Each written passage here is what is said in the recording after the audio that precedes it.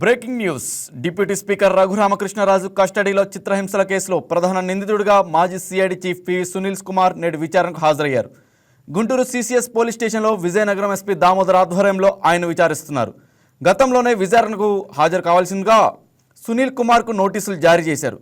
అయితే కుటుంబ సభ్యులు అనారోగ్యంతో ఉన్నారని విచారణకు హాజరు కాలేనని పేర్కొన్నారు.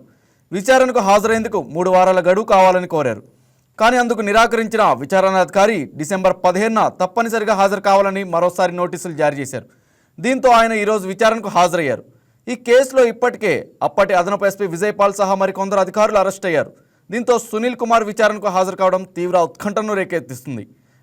ఇక ఇదే విషయానికి సంబంధించి మరింత సమాచారం మా స్పెషల్ కరెస్పాండెంట్ కుమార్ చంద్ లైవ్లో అందిస్తారు. కుమార్ చంద్, చెప్పండి. ఇక పివి సునీల్ కుమార్ విచారణకు హాజరైనట్లు తెలుస్తోంది. దీనికి సంబంధించిన అప్డేట్స్ ఏంటి? రాజ్ కుమార్ మాజీ ఎంపీ, ప్రస్తుత MP, AP assembly deputy speaker అయినటువంటి రఘురామకృష్ణరాజు కస్టడీలో ఉన్న సమయంలో చిత్రహింసలకు గురి చేసినట్టయితే ఆరోపణలు అప్పట్లో ఉన్నాయి.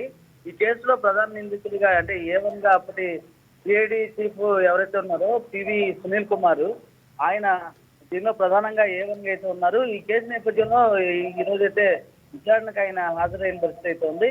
2021లో రాజద్రోహం కేసులో రఘురామకృష్ణరాజును సిఐడి అరెస్ట్ చేసిన పరిస్థితి అయితే అప్పట్లో నెలకొంది. అయితే తర్వాత గుంటూరులోని సిఐడి కార్యాలయంలో ఆనాడు ఎంపీగా ఉన్నటువంటి రఘురామకృష్ణరాజుపై థర్డ్ డిగ్రీ ఉపయోగించారన్న ఆరోపణలు అప్పట్లో వెల్లువెత్తిన పరిస్థితి కూడా ఉంది. అయితే కూటమి ప్రభుత్వం అధికారంలోకి వచ్చాక ఈ కేసు మళ్ళీ తెరపైకి వచ్చింది. ఈ కేసుకు విజయనగరం ఎస్పీ దామోదర్ విచారణాధికారిగా ఉన్నారు. అయితే గతంలోనే విచారణ హాజరు కావాల్సిందిగా పివి సునీల్ కుమార్ అయితే మాత్రం నోటీసులు అప్పట్లో జారీ చేశారు హాజరవ్వమని.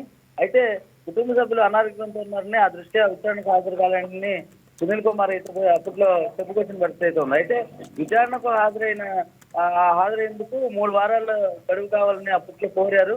అయితే అందుకు నిరాకరించిన విచారణాధికారి డిసెంబర్ 15న తప్పనిసరిగా హాజరు కావాలని మరోసారి నోటీసును జారీ చేశారు.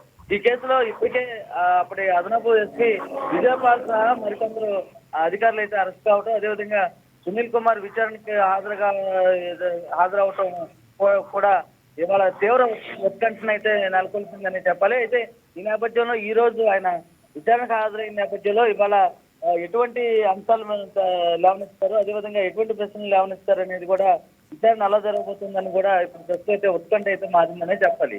Raj Kumar. Okay Chandu, thank you. Hi viewers, ఈ వీడియో మీకు నచ్చినట్లయితే లైక్ కొట్టి షేర్ చేసి వైకే టీవీని సబ్స్క్రైబ్ చేసుకోండి.